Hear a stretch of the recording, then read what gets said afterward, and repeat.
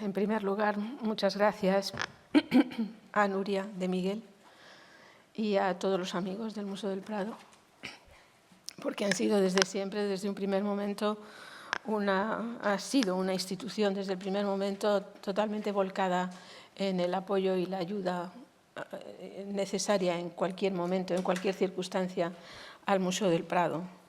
Con lo cual, pues les agradezco mucho, primero, esa ayuda al Prado, aunque ya no estoy en el Prado, pero sigo siendo del Prado para siempre.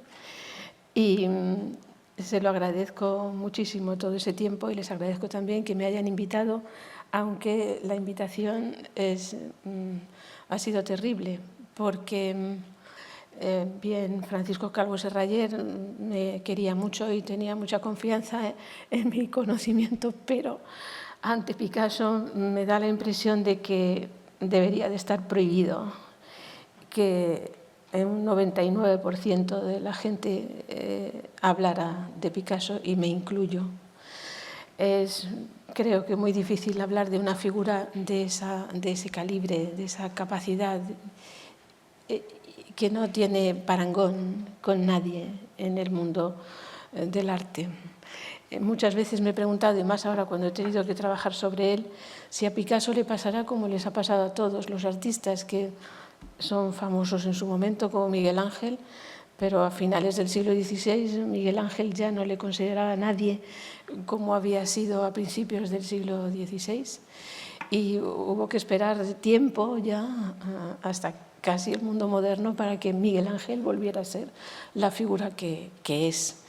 Y me gustaría saber si con Picasso va a pasar lo mismo, es decir, que Picasso sigue siendo todavía una figura impresionante, pero ¿qué va a pasar en el siglo que viene? Caerá, bajará, no le considerarán lo mismo y después volverá otra vez a subir dentro de los grandes. También en estos momentos en que me he tenido que intentar prepararme para hablar de él, y más desde el Museo del Prado, también, no sé lo que iba a decir, pero creo que me gustaría saber si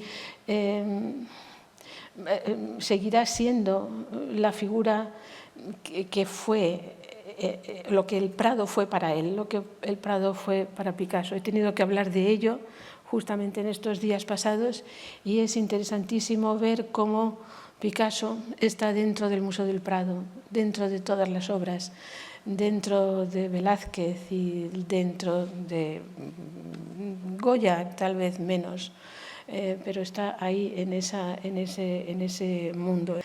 Sí que lo que quería decir también para empezar esta conferencia es que, sin que supiera que ibais a hablar de Francisco Calvo Serraller, pues yo traía aquí en la conferencia de hoy un homenaje a él. Se la dedicaba a él por haber sido este curso sobre Picasso, haberse centrado en lo que son los géneros de la pintura. Y Francisco Calvo Serraller escribió un libro realmente interesante sobre los géneros de la pintura, que se remontan a la antigüedad clásica, pero vuelven a reaparecer en el Renacimiento.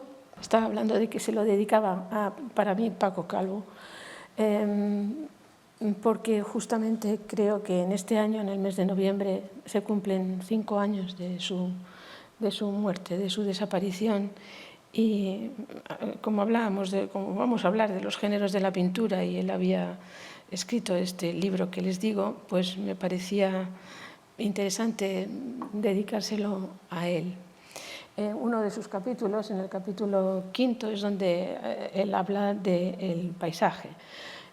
Saben que, por ejemplo, en el siglo XVIII el paisaje no era el primero de los géneros. El primero de los géneros era lo que se conoce como pintura de historia de todo tipo, es decir, historia religiosa, historia mitológica, es decir, ese tipo de historias que suceden en una composición. Ese era el primero de los géneros, pero después venía el retrato como segundo de los géneros. Después seguía el género, la pintura de género, después el paisaje, y el último era la naturaleza muerta, o lo que conocemos más bien en España como el bodegón. El paisaje, por lo tanto, no ocupaba un nivel alto, a pesar de que el paisaje ha existido, por supuesto, desde la antigüedad clásica y desde la pintura posterior, ¿no? Desde el siglo XVI, pues Tiziano. Los paisajes que hay al fondo de las obras de Tiziano, vayan arriba y lo miran, lo ven, son de los primeros paisajes más interesantes, junto con el realismo de los paisajes del mundo nórdico, es decir, de los llamados primitivos flamencos, ¿no? Que son completamente distintos. El paisaje, como les decía, en el siglo XVI sigue siendo todavía un género menor, pero a fines del siglo XVI y durante el siglo XVII el paisaje deja de ser ya solamente un fondo para la pintura de historia y se convierte en un género independiente que no tiene la importancia de todos los demás todavía desde un punto de vista intelectual, digamos, pero sí se convierte ya en paisajes independientes, con dos caminos distintos que ya los he más o menos citado. Uno es el paisaje clásico, del ideal clásico del Seicento, es decir, del XVII italiano, que comienzan con Annibale Carracci, está Guercino también más adelante, etcétera, ¿no? Es el paisaje, paisajes que son ya paisajes de carácter independiente, pero un ideal clásico, es decir, no copian la naturaleza, sino que juntan aquello más bello de la naturaleza, incluyendo a veces edificios clásicos, inventados o no, dentro de estos paisajes clásicos. Aquí tienen uno en el Museo del Prado atribuido a Annibale Carracci, o Poussin, por ejemplo, son los grandes paisajistas clásicos. En el siglo XVIII ya el paisaje comienza a tener comienzan los géneros a disolverse y el paisaje comienza a ascender poco a poco en la categoría, es decir, en la categoría y en el interés que suscita en los coleccionistas sobre todo, pero yo no hablaría de lo que es el concepto de coleccionista, sino más bien el concepto de conocedor, connoisseur, conocedor de las artes. Es ese paisaje que empieza a ascender como cosa independiente a lo largo del siglo XVIII, el que en el siglo XIX, fines del XVIII y principios del XIX, cae en manos de dos figuras importantísimas, ingleses ambos, y se da una explicación para que sean los ingleses a los que les interesa más el paisaje, que es que la aristocracia inglesa, que le gusta también el arte, vivía en el campo, tenían sus casas, vivían en Londres también, o en las ciudades donde tenían los palacios, pero vivían sobre todo también en la campiña inglesa. Y es esa campiña inglesa la que hace que los artistas de ese arte inglés del siglo X, fines del XVIII, principios del XIX, se centren también en el paisaje. Los más importantes, los dos más importantes, completamente distintos, son Constable,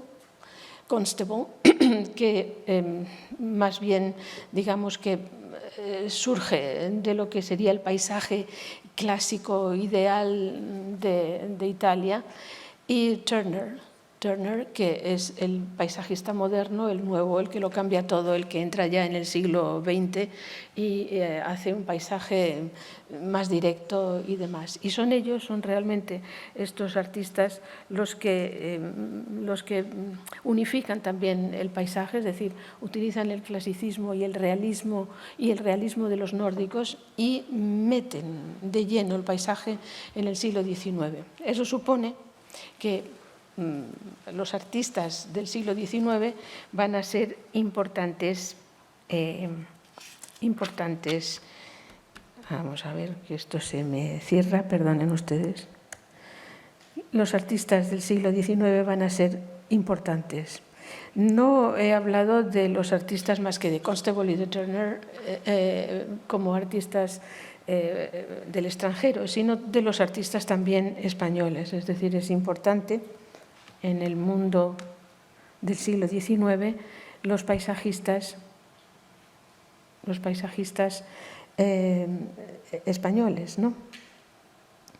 Hay algunos, Eugenio Lucas Velázquez, ¿sí? Aquí, que es todavía más de la primera mitad del siglo y donde tiene también toques de los artistas foráneos, extranjeros, pero es romántico, como pueden verlo, en su reacción ante la naturaleza, en esa naturaleza solitaria en realidad, con las nubes, los nubarrones, el sol, las rocas, todo eso entra dentro del paisaje romántico.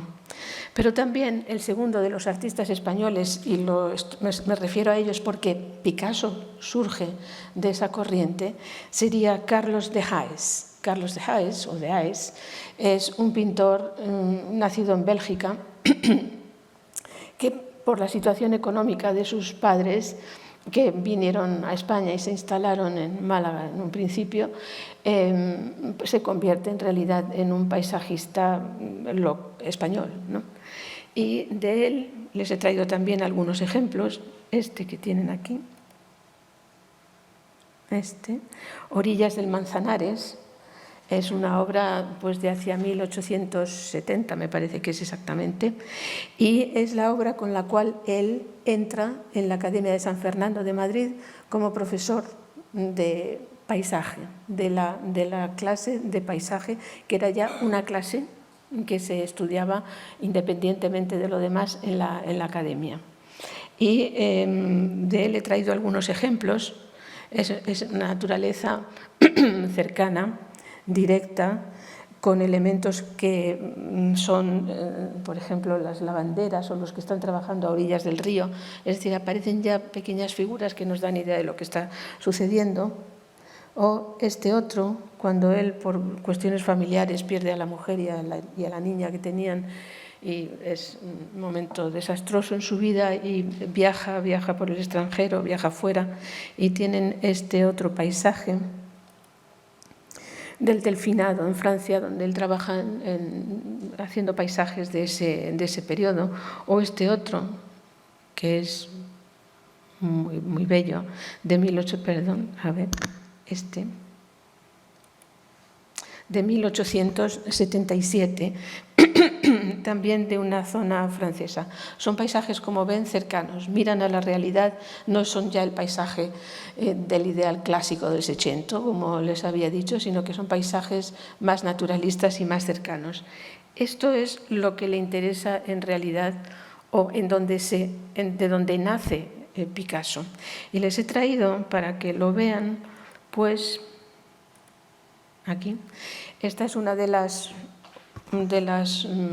hojas de uno de los libros de copistas del Museo del Prado. Me parece que está ahora, no sé si esta o otra similar, donde está el propio Picasso.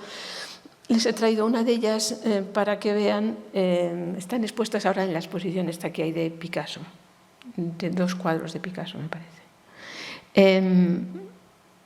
Pero aquí, a ver, bueno, no se mueve esto. ¿No se mueve? Sí, se mueve. Sí, se mueve. Aquí está Zubiaurre, por ejemplo, ¿no? Es el mismo momento, el mismo año, el 96, donde entra también Picasso como copista en el Prado, a trabajar dentro del Prado, a lo que hacían los jóvenes artistas que trabajaban en la Academia de San Fernando. Y ven ustedes que, bueno, es que no sé lo que está pasando aquí. Aquí, Zubiaurre, pues está copiando paisajes de Haes. Seguramente el paisaje de Haes que copia es el que hace para la Academia de San Fernando, que después se traslada y llega al Museo del Prado. Y está copiando, cuando llega aquí al museo, los paisajes de Haes que están ya dentro del Museo del Prado. El siguiente. Aquí ven otra vez a Zubiaurre copiando estudiando a Ribera y a Lagrené, pero más abajo, aquí en esta zona baja, tienen a Pablo Ruiz. Pablo Ruiz es Pablo Ruiz Picasso, que está trabajando en este momento aquí un estudio de Velázquez, que es uno de los artistas también que junto al Greco más le interesaron cuando estaba trabajando en el Museo del Prado. En un segundo. Sí, esas son los dos que les he traído. El siguiente La siguiente composición que les he enseñado son el resto de otros artistas paisajistas españoles de donde él se puede inspirar, que es Antonio Muñoz de Gran. Antonio Muñoz de Gran, les he traído también una vista de la Alhambra, donde hay toques todavía de lo que es el paisaje romántico, en esa visión superior de la Alhambra, pero otros también que son en la forma de trabajar, en la forma de pintar, nuevos y más realistas. Y creo que he traído varios de ellos, otro de Muñoz de Gran, porque este tipo de colorido que salta de unos tonos a otros también lo vamos a ver en Picasso.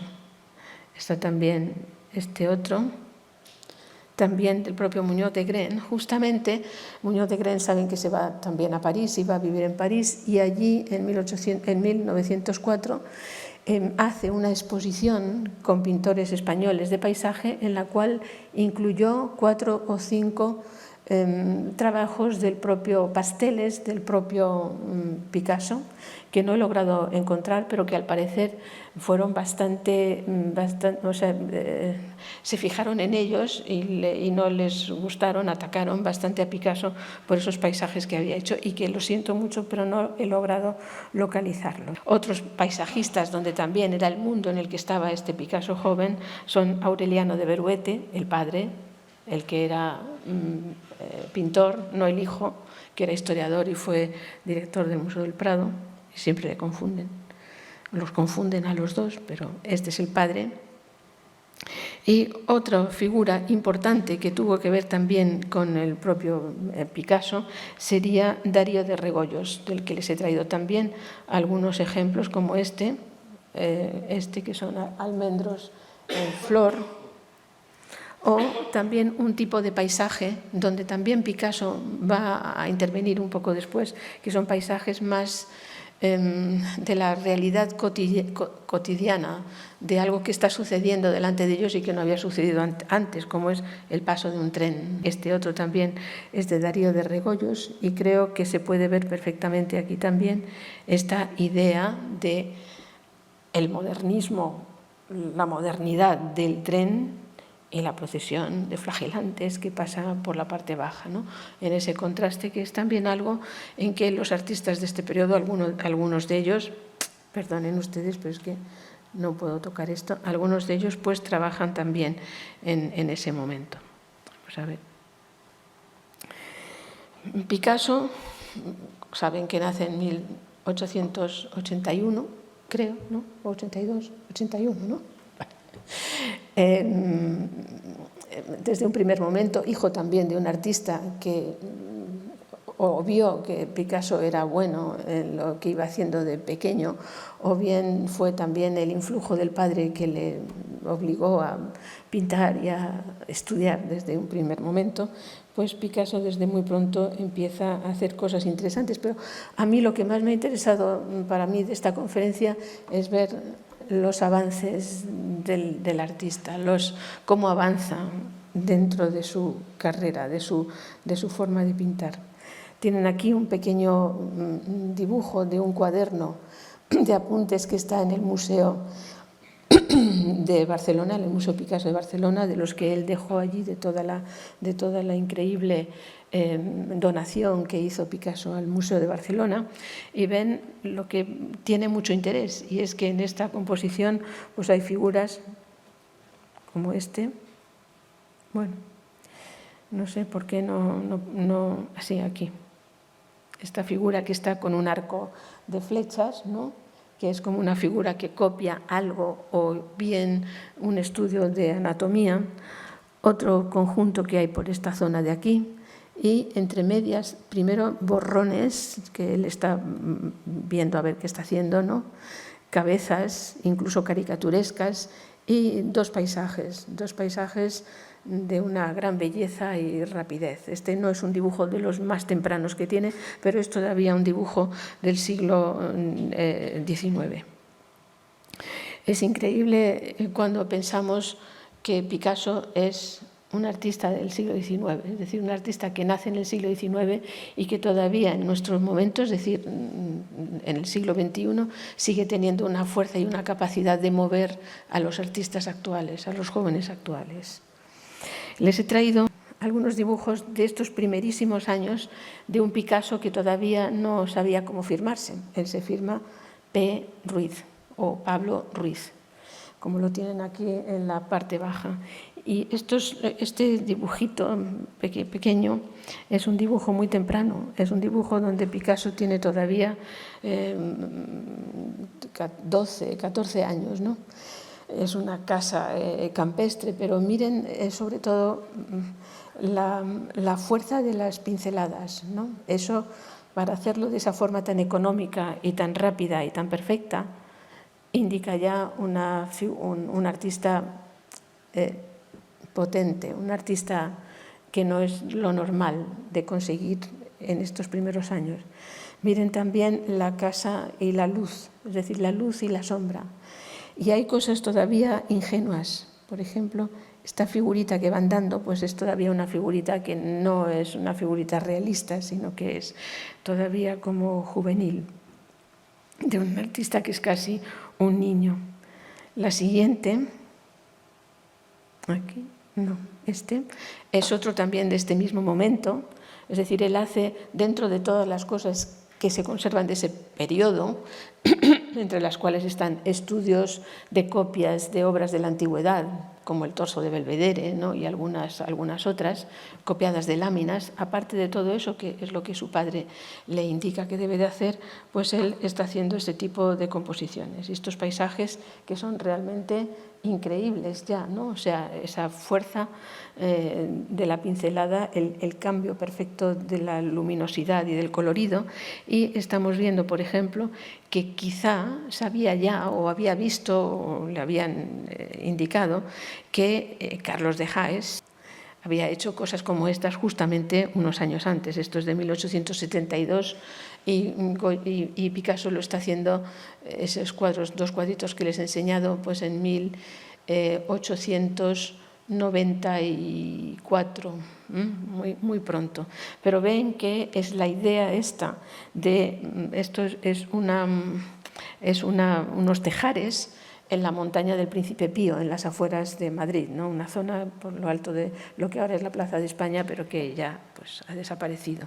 Pero claro, Carlos de Haes es ya aquí en este momento un artista absolutamente en lo alto de su carrera, pero la idea de la composición es interesante. Les he traído otro dibujo de este primer Picasso, también muy temprano, se llama Camino de Riazor. Saben que él,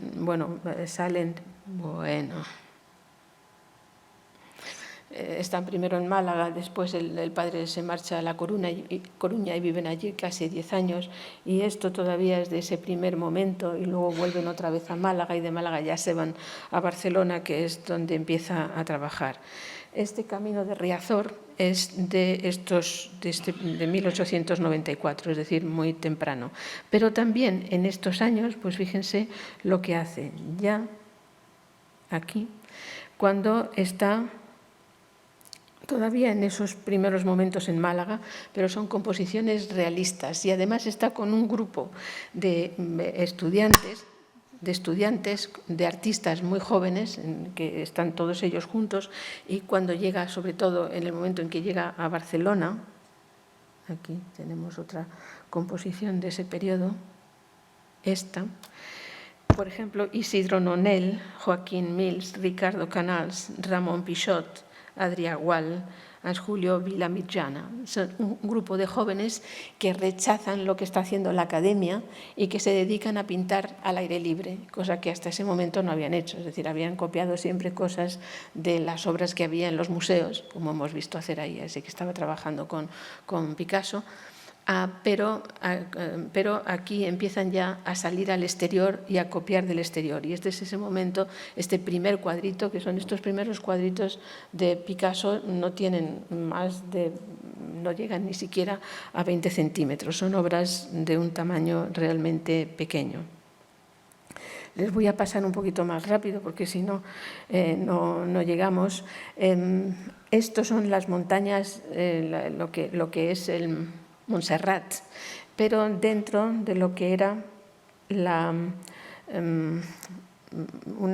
¿cómo se llama? Esperen ustedes un momento porque soy un desastre. Es una zona de Barcelona donde recuperaban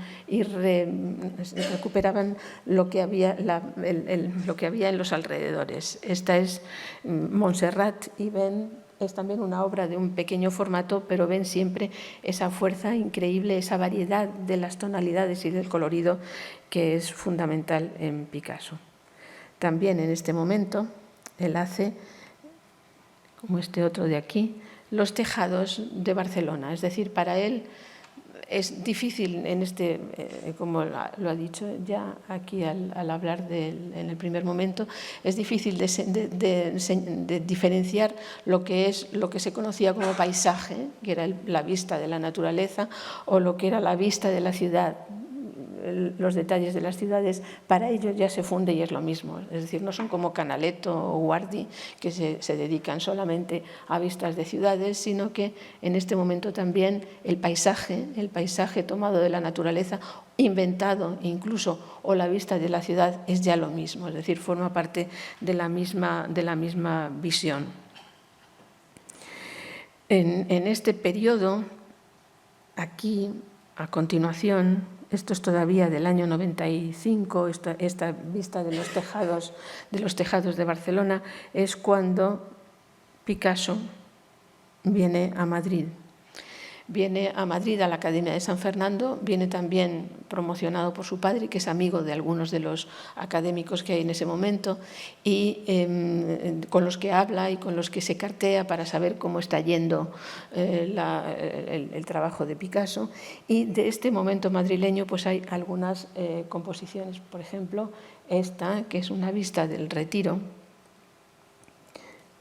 este otro, que es un paisaje, una vista de la ciudad de Madrid, me recuerda mucho a lo que luego sería, donde luego se construiría ¿cómo se llama? El viaducto, ¿no? Esa zona, a la izquierda, a la derecha, pero me suena que es por esa parte de Madrid. Ahí. Esto, que él mismo lo titula Salón del Prado, es decir, lo que es el Paseo del Prado, y son obras muy directas, pintadas al natural, yendo con estos amigos que se hace aquí también en Madrid. Al parecer no van tanto al Museo del Prado como les habían influido desde la academia, sino que hacen un poco, son libres, ¿no? Van de un lado para otro. Estos dos pequeños paisajes también me parecen una maravilla porque vemos un cambio absolutamente drástico. Aquí pone el Retiro, ¿no? Aquí arriba es el Parque del Retiro. Y ha cambiado completamente el colorido, ha cambiado lo que quiere reproducir. Este es uno de ellos, que es el Estanque del Retiro, y este otro, el siguiente, donde es también una zona del Retiro y donde él todavía es PRP, Pablo Ruiz Picasso, ¿no? Pero es realmente un dibujo excepcional por el colorido, porque no está poniendo los árboles del color que deberían de estar, es decir, color castaño o blanco, dependiendo del árbol, sino que está introduciendo un colorido absolutamente propio que cambia lo que es la visión directa del natural. En estos primeros años hay un momento importante después de Madrid, que es el primer viaje que hace a Horta de Ebro o Horta de Sant Joan, como se llama un poquito más adelante. Llega allí en 1898, es decir, todavía un joven de 17 a 18 años, llega con Pallarés, otro artista amigo suyo ya estando en Barcelona, y llega enfermo. Tuvo la escarlatina y se quedó muy débil y se va con este amigo suyo a Horta de Ebro y está varios meses allí con él, en el verano del año 98. Y hay frases como la que tienen aquí del propio Picasso, donde dice: mis emociones más puras las he experimentado en un gran bosque de España, donde a los 16 años me retiré para pintar. Este bosque estaba a las afueras de Horta de Ebro, era un sitio completamente vacío, donde ambos vivieron en una cueva varias semanas allí, intentando saber cómo era la naturaleza y cómo se experimentaba aquello, ¿no? Es el momento también en que pinta obras como esta, que son las vistas de los Pirineos, las montañas al fondo, que se ven desde Horta de Ebro, o bien dentro de la propia ciudad. No son muy perfectas las fotos, pero bien, dentro de la propia ciudad, es un pueblo muy pequeño. Pinta vistas de las calles de la Plaza Mayor, y empieza ya, aquí se ve que hay claramente un avance de esas pequeñas casitas del primer momento que había pintado, pues aquí está tomando ya unas perspectivas que nos hablan de un artista completamente distinto. El siguiente paso, bueno, es París. O sea, después de estos años, en 1898, poco después llega a París. Está todavía pintando aquí, en España. Esto es un cuadro de 1901, donde todavía él se llama Pablo Ruiz, Pablo R., pero ya pone Picasso como último apellido completo, y ahí es el momento, allí cuando llega a París, y parece ser que apoyado también por sus amigos, en que decide llamarse Picasso en lugar de llamarse Pablo Ruiz. Esta es una composición de ese periodo, de 1900, donde vemos un salto adelante absolutamente magistral. Es una plaza de Barcelona donde hay ejecuciones en ese momento, ejecuciones de los reos condenados a muerte, y la composición que él hace a carbón, ¿no? Creo que refleja con mucha claridad la tragedia que está sucediendo o que puede suceder dentro de ese lugar. En París, las primeras obras que hace, que puedan llamarse no paisajes, pero sí vistas de la ciudad, pues es esta, por ejemplo, de 1901. Esta composición, están pasando en una barca a través del río, del Sena, pero a continuación está haciendo paisajes como obras como esta, que son de 1901, los jardines de Luxemburgo, y donde ya no le interesa exactamente lo que es el paisaje, sino crear una atmósfera en plena, digamos, naturaleza, donde la gente se divierte o están con sus familias y donde no le interesa ya el detalle minucioso que hemos visto incluso en el cuadro anterior, sino que ya está saltando hacia algo distinto. O bien, nunca es igual Picasso. Es realmente sorprendente, donde hace esta increíble vista. Del Boulevard de Clichy también es 1901, es decir, vean ustedes la capacidad que tiene de cambiar absolutamente todo, ¿no? La vista desde arriba, pero ya no son esos tejados que había hecho en Barcelona 2 años antes, sino que es la vista de la ciudad, lo que sugiere este París nuevo, completamente nuevo, donde él no lo está pasando tan bien porque tiene momentos tremendamente difíciles de no tener dinero, de apenas poder comer. Es un momento peligroso y donde ya se firma como Picasso. Y esto es una de las primeras vistas suyas más interesantes de esta primera etapa. Pero también les he puesto como lo que es posiblemente un paisaje, que es lo que sucede al fondo de lo que es el entierro de Casagemas. Casagemas es un amigo suyo, catalán, pero que muere en París, se suicida por amor. Le produce a Picasso una terrible situación personal, la muerte de su amigo, y hace algunas de las obras más bellas, tanto lo que son los retratos de Casagemas muerto con el disparo en la sien, etcétera, y esta otra que es el entierro, y que, como ven claramente, es una de esas composiciones que están basadas en el colorido del Greco, ese colorido azul del Greco, pero ven que en la parte baja, el paisaje que estamos viendo, pues en realidad es un paisaje que él ha tomado de composiciones del Greco, ¿no? Les he puesto esta para que la comparen, pero él está aquí, ¿no? Pues viendo esta parte baja, verde por completo, con estas nubes extrañas que hay en la parte alta, luminosas y rotas, que es lo que está haciendo en este paisaje que está al fondo de la muerte de Casagemas.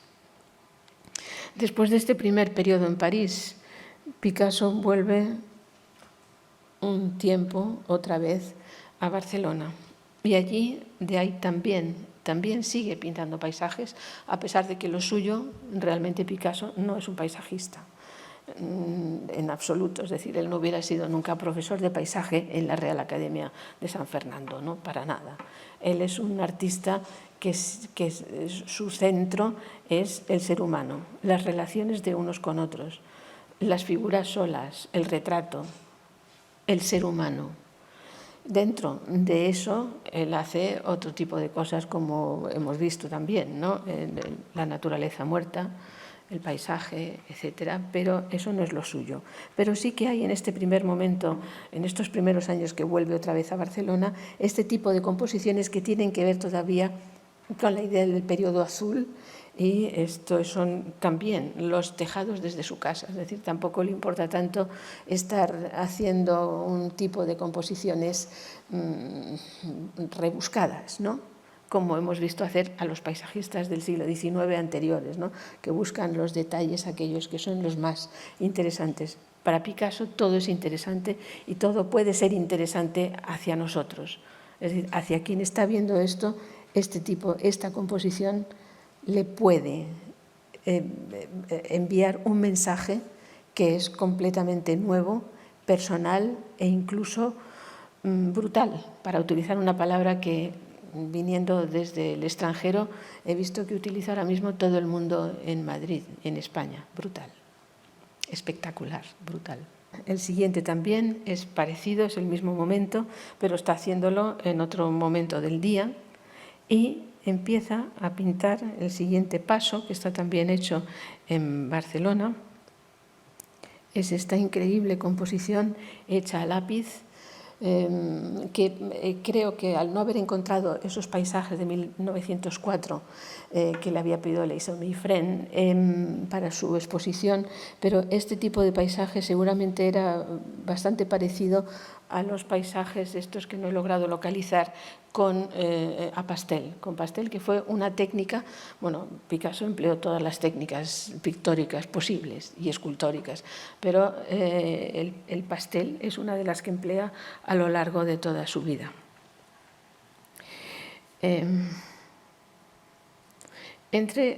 Claro, aquí en España él había estado en contacto con los artistas españoles, paisajistas y no paisajistas, y los artistas del Prado, pero en París tiene otras posibilidades. Cézanne está pintando ya paisaje, aparte de todo el resto de su pintura.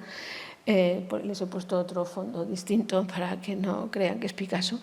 Cézanne es un artista que ya se ha inclinado, para él el paisaje es de una gran importancia, y este tipo de paisaje, este que tenemos aquí, que es un paisaje temprano todavía, de fines del siglo XIX, es un paisaje, un tipo de obra. No digo yo que sea este exactamente, pero sí que ha debido de conocer Picasso, es decir, es una figura que le llama la atención.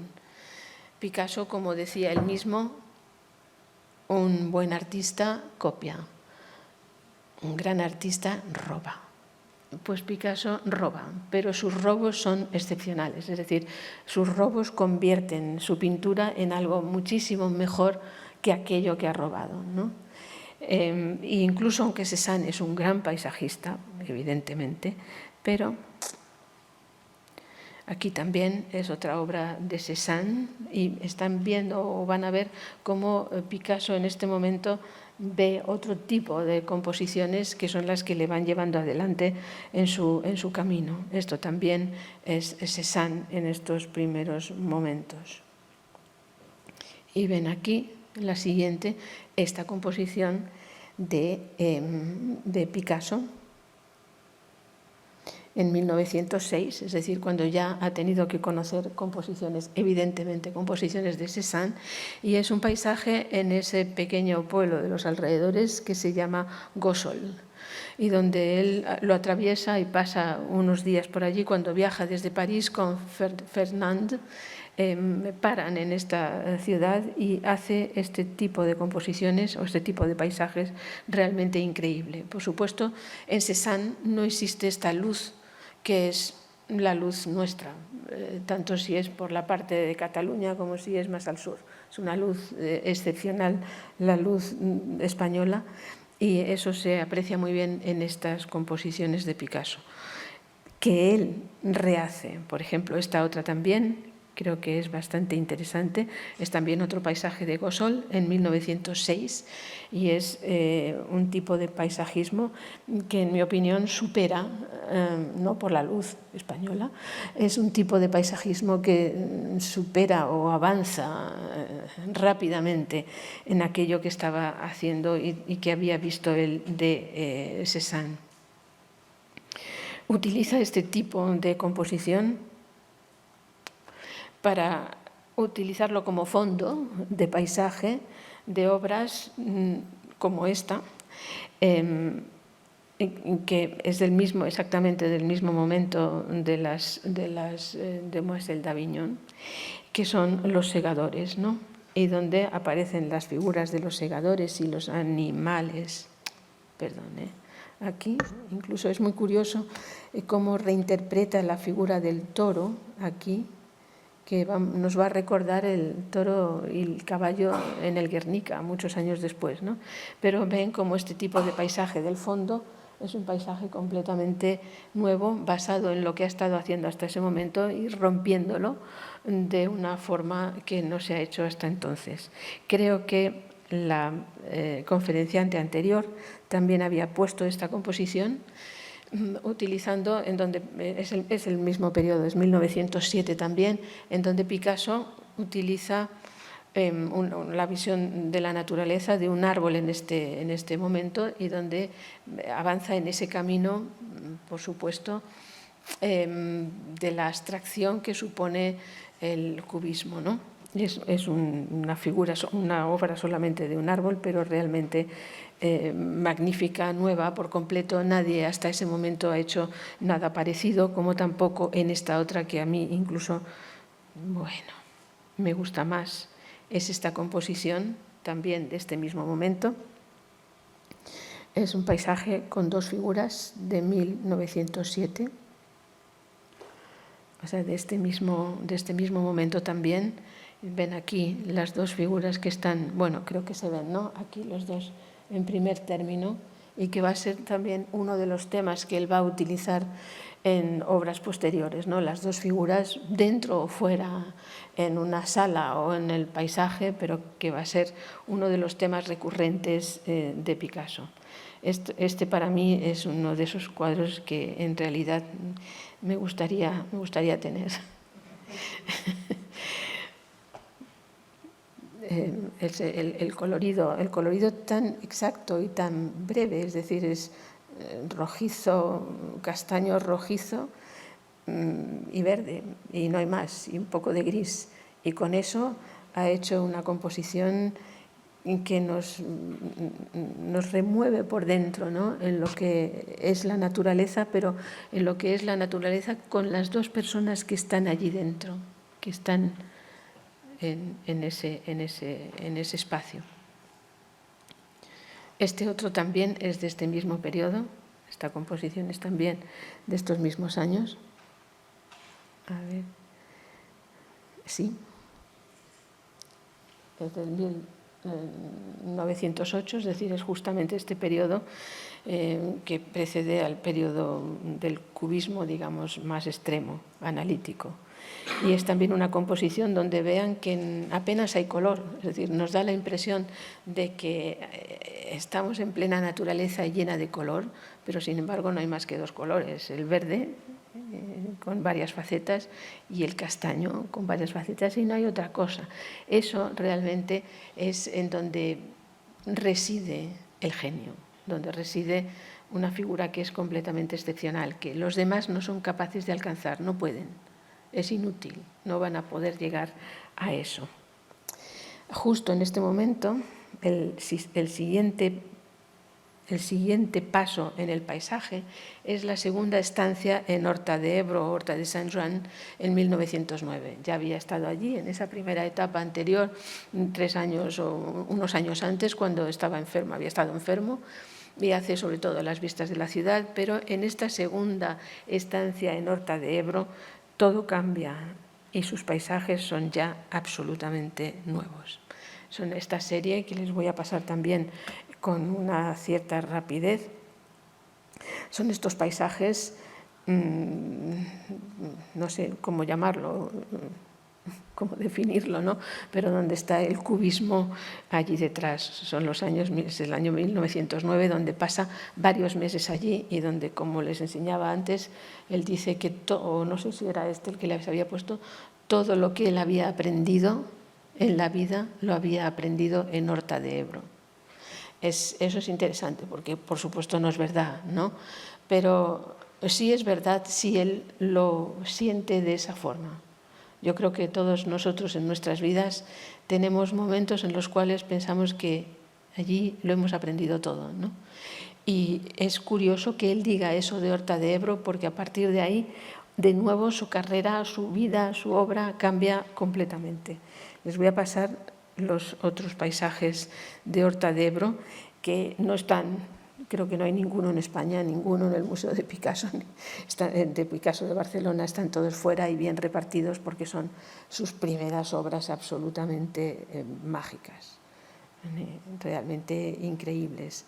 La idea del puente, la idea de la torre, la idea de esa mezcla de todo junto, el que no haya más que 2 colores, 3 colores, no hay más. Está el castaño, diversas facetas, el azul en este caso, y el gris, no hay otra cosa. Y miren lo que consigue, ¿no? Este otro, realmente impresionante. Perdón. Y este, que es el último de ellos, ¿no? Son composiciones, hay varios más también de esta zona de Horta de Ebro, pero es un Picasso.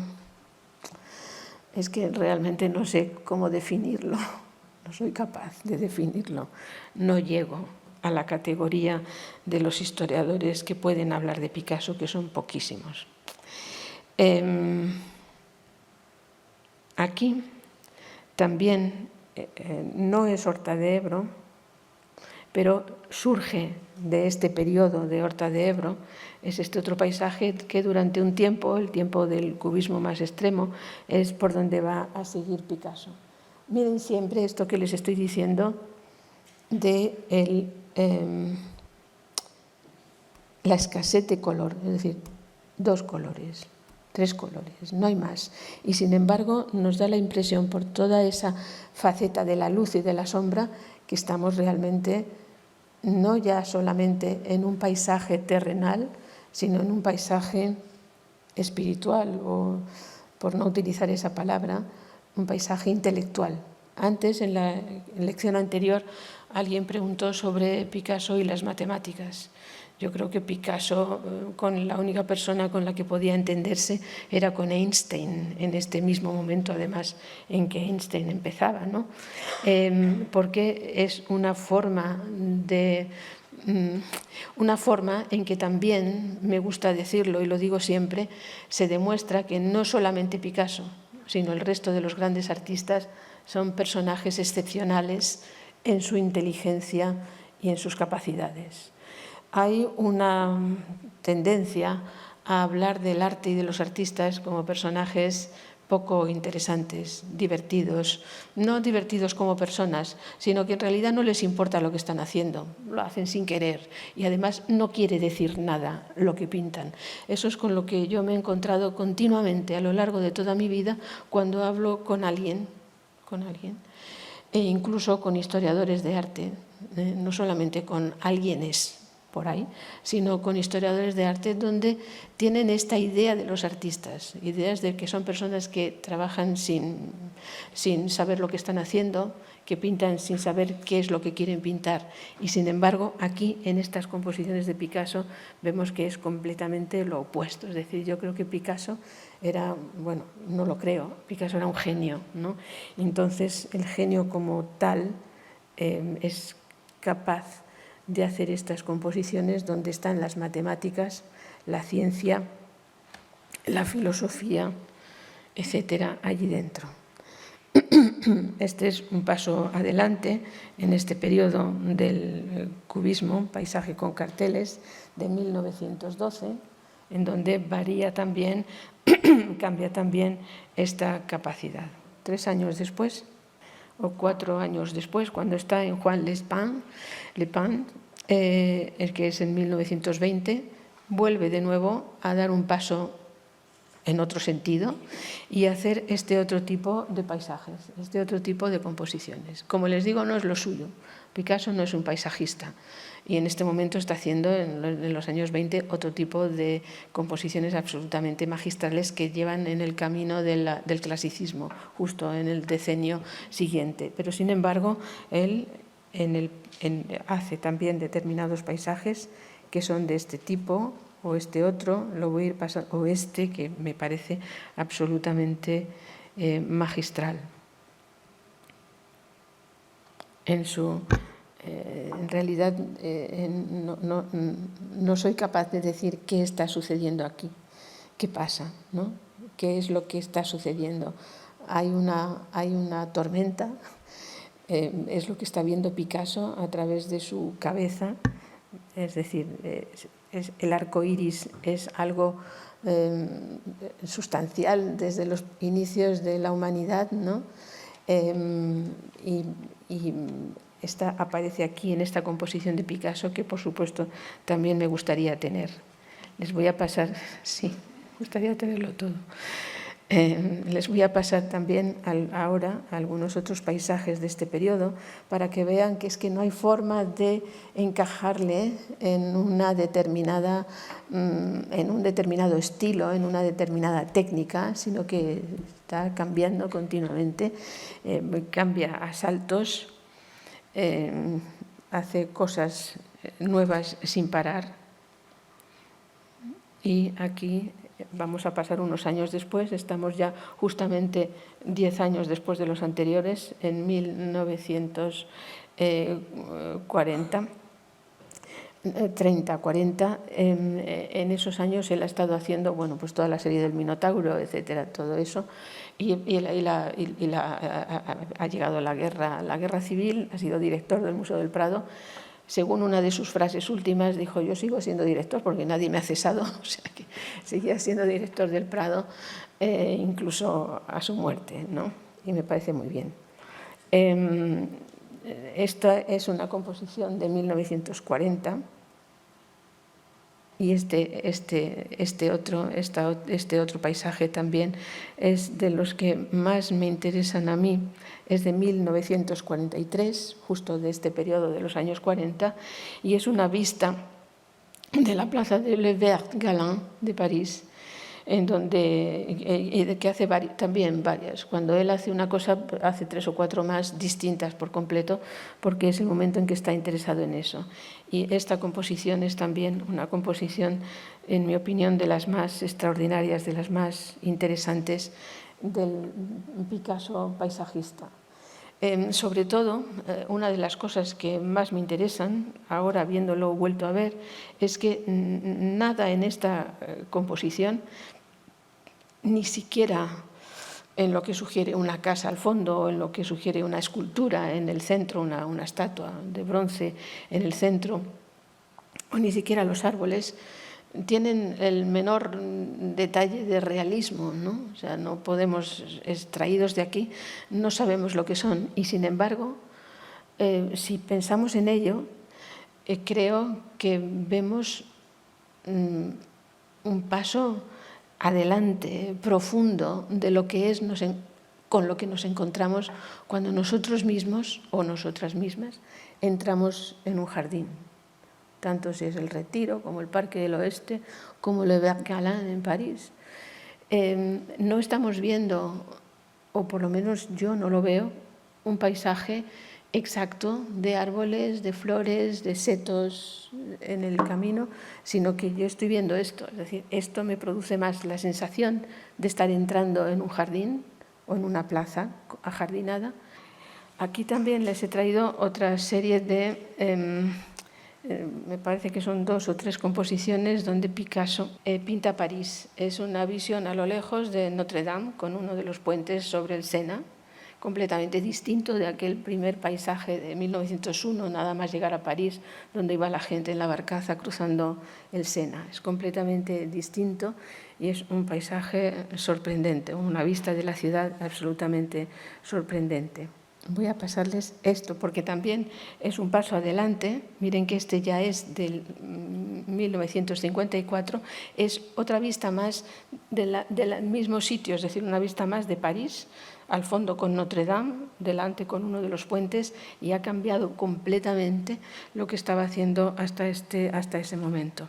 Es una obra del año 54 y él, que ha sido, Picasso fue amigo de Matisse, conoció a Matisse y le tenía un aprecio enorme. Picasso tuvo aprecio enorme a la mayoría de los artistas, es decir, fue un hombre abierto y impresionante en esa especie de humildad que tenía hacia el arte de los demás, sabiendo, como seguramente sabía, que él era el mejor.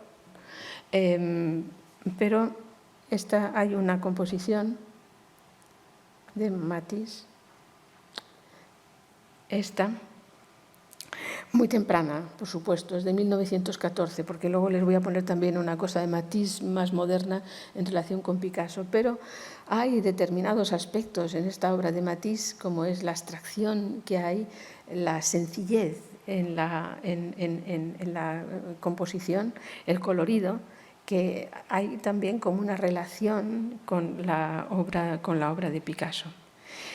A partir de este momento, a partir de esto que hemos visto, el siguiente momento del arte es el que hace justo Picasso, vamos a ver, en 1957, que es cuando se dedica, cuando se centra en la serie de las Meninas, ¿no?, que pudimos ver aquí hace años cuando don Miguel Zugaza hizo la exposición de Picasso, donde estaba Picasso y donde logró él reunir algunos de los cuadros de ese periodo de las Meninas. Pero justo en ese momento de las Meninas, justo al mismo tiempo de ello, está trabajando desde el mes de agosto del 57 al mes de diciembre. Empieza el 18 de agosto del 57 y termina el 30 de diciembre del 57 con la serie esta de las Meninas, y al mismo tiempo, en ese mismo momento, hace una serie de obras que son como la que tienen aquí, esta vista de la ventana abierta en el Mediterráneo sobre el mar, en donde estaba viviendo ya entonces, y las palomas, que ha sido uno de los temas también, no la vista de la ventana, sino las palomas, uno de los temas fundamentales iconográficamente del arte de Picasso. Hace 6 o 7 de estas increíbles composiciones. Vean qué maravilla es la forma, la perfección, la ligereza con la serie de rayas, que son rayas en realidad paralelas de distintos colores, que son con las que conforma absolutamente todo, desde los árboles hasta la arquitectura e incluso las palomas, ¿no? Y está trabajando de esa manera. Y es curioso cómo el genio ha entrado y ha robado lo que ha querido. Y lo que ha querido son el mismo tipo de composiciones a través de la ventana y hacia el mar de Raoul Dufy y del propio Henri Matisse. A la izquierda está Dufy y a la derecha Matisse. Y ese tipo de ideas son las que él llega, roba, rehace y lanza hacia el futuro, y en lo que yo creo que es mejor por no estar pendiente exactamente de la realidad, sino de transformar la realidad en nuestra propia realidad, ¿no? El entender lo que estamos viendo sin necesidad de que esté perfectamente dibujado, como sucede tanto en Dufy como en Matisse, a pesar de ser, por supuesto, grandes artistas. Y les paso también el resto o varias más de estas composiciones de Picasso, en donde es capaz, como es su forma de trabajar, es capaz de cambiarlo todo sin cambiar nada. Es decir, es lo mismo la ventana con las palomas, el fondo del mar, y él es capaz de hacer este tipo de composiciones. He traído estas dos. La de la derecha, esta de la derecha es realmente sorprendente, es como un salto hacia adelante de lo que está haciendo y donde cambia por completo todo. O esta otra también sucede absolutamente lo mismo con estas palomas y estos pajarracos, el negro que está allí al fondo y el mar. Es decir, es algo sorprendente. Esto vamos a entrar ahora en el periodo final. Creo que voy a pasar algunas con mayor rapidez, pero no por nada.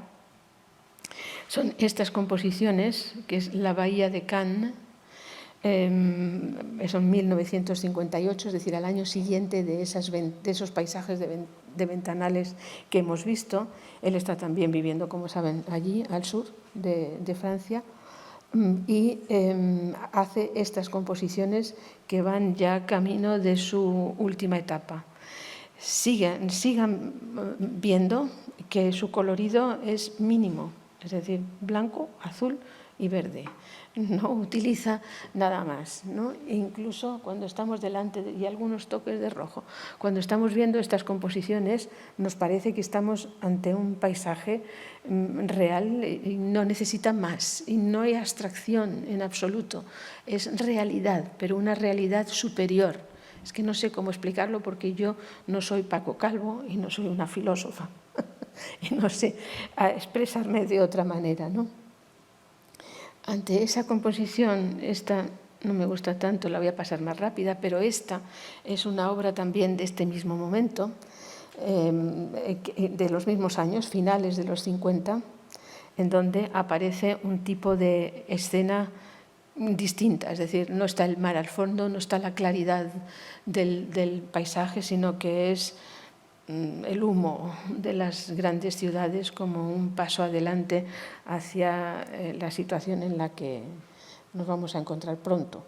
Otro tipo de escenas en que el paisaje cuenta también enormemente y es también de estos años finales, esta es de 1963, es la serie del pintor y la modelo.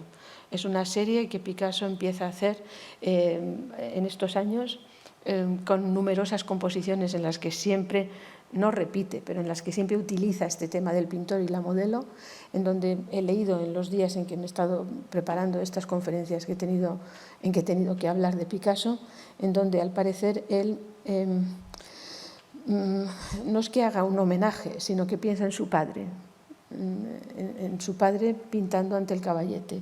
No sé si eso puede ser verdad o no, porque muchas veces los historiadores nos pasamos, ¿no? Pero es interesante el ver estas composiciones que hace él, donde el pintor y la modelo no solo están dentro del taller, digamos, sino que están al aire libre. Y, por supuesto, como en todas estas ocasiones, no solamente hace este tipo de composición, sino que es capaz de cambiarlo todo, de variarlo todo y de hacer un paisaje verde con toques de azul y estar allí absolutamente representada la misma historia profunda del pintor y la modelo. Con esto estamos llegando a los últimos años. Esta composición es del 65, Picasso muere en el 72. Recuerdo perfectamente el día en que murió y nos enteramos que Picasso acababa de morir. Y es también una escena de ciudad, de montaña, de paisaje final, perdón, mucho más abstracto ya y moderno de lo que ha hecho hasta ese momento. Es capaz de dejar en muy pocos detalles todo aquello que nos sugiere todo el mundo en el que vivimos. Es algo que no comprendo cómo es capaz de hacerlo y realmente creo que voy a investigar algo para escribir algo sobre ello, a ver si soy capaz, porque creo que sí que es posible saber cómo lo hace, ¿no? Cómo lo consigue. porque hay otros artistas que también lo han conseguido. Y voy a ir... Es esta otra de estas composiciones de este momento. Esta otra, también de este periodo final, me parece que tenía aquí apuntada en 1966. Bueno, es el 65, el 66, el 67, está haciendo este tipo de composiciones, pero vean, esta composición, en mi opinión, es una composición donde me gustaría ver el original, que no recuerdo haberlo visto. Forma parte de una serie de estampas que él describe o define, titula como Secret d'alcôve d'un atelier, secretos de alcoba de un taller. No sé muy bien cuáles son estos secretos de alcoba, pero seguramente viendo toda la serie sería posible entender, y voy a ver si John Richardson o alguien así ha trabajado sobre ello. Pero es realmente una composición magnífica, una composición en la cual no estoy viendo los Alpes suizos, sino que vuelvo otra vez a ver los paisajes de Horta, de las montañas de los alrededores de Horta. No sé por qué, es como si esto no fuera una realidad, sino un pensamiento final de Picasso. Y voy a terminar con el último de los paisajes que hace Picasso, unos días antes de su muerte. Es este paisaje, que es de 1972. Es seguramente la última obra que pinta en este sentido, seguramente la última, de paisaje, la última, una de las últimas, y es una composición en la cual es difícil saber, entender qué está haciendo. De paisaje realmente no hay más que 2 palmeras, es decir, 2 palmeras. Lo demás, bien, puede haber aquí a la derecha a lo mejor lo que sería un campo con olivos, pero no puedo decirlo con exactitud. No veo qué otra cosa hay, ¿no? Pero miren qué cosa tan absoluta. Primero, aquí ha utilizado el verde, que es, por supuesto, el verde del paisaje, pero es un verde pálido, increíble, sutil, con esos tonos negros. Después, hay algo que también me parece increíble, que es la fuerza de las pinceladas, pero una fuerza de pinceladas en donde él mismo debió de sentirse inseguro, porque no son ya las pinceladas rápidas, directas, sin fallos, sino que son pinceladas de los negros, donde está repasando, se le corta el trazo del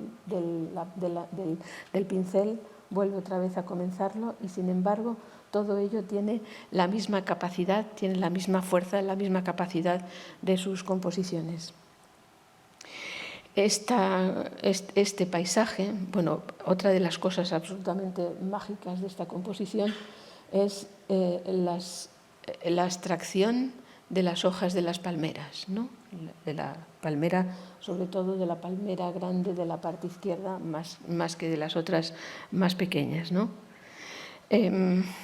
Y creo que las tonalidades negras, más oscuras, donde ha utilizado el negro y el gris oscuro, forman parte de su adiós. En mi opinión, es un cuadro trágico, es un cuadro donde él mismo sabe que ya se está despidiendo de todo esto que le ha rodeado, ¿no? Porque es triste, es melancólico, es fúnebre, en realidad. Y es una obra que formó parte de una exposición, no está bien que yo lo diga, de la Royal Academy, donde fue la obra principal de una de una exposición que se tituló New Spirit in Painting, Nuevo Espíritu en Pintura, y que utilizó a Picasso, un Picasso que había quedado completamente marginado y del cual nadie hacía caso, utilizó a Picasso tanto en esta composición como en el resto de esas figuras de Venus tendidas, ¿no?, que formó parte de esta exposición como la figura de un nuevo artista, completamente nuevo en estos últimos años de su vida. Y nada más, con esto hemos hecho un repaso a cómo es cómo he visto yo al menos el Picasso paisajista. Nada más. Buenas tardes. Gracias.